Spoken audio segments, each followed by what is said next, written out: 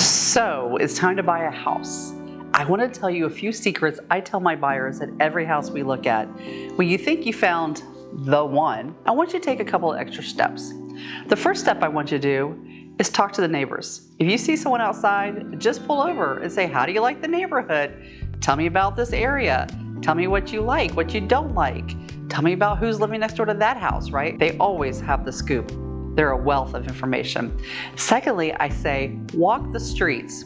Okay, well, not like that, but you're gonna wanna walk up and down the street. My husband and I did this once, and we did not even realize how close that particular house was to the interstate. And you could hear the interstate outside. Well, that was a deal breaker for us. So we decided to pass on that house because we didn't even realize that. And I was so grateful we took that extra time to just walk up and down the sidewalk, just take a night stroll, right? And third thing I always tell my clients is look at the cars around the neighborhood. I want you to look at what kind of cars are in this neighborhood.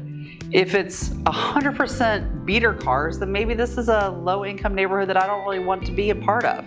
Or if it's all Mercedes and BMWs, maybe I don't want to be with snobby BMW drivers. I don't know if BMW drivers are snobby, but they might be. And so just look at the cars and see if you're looking for the cars that are like you. I would also tell you, look at the bumper stickers on the cars. It tells you a lot about what people believe around you. And that's important when you're living with people in a neighborhood. Well, there's a scoop. Edna Wilson, your hometown realtor, as hometown as apple pie.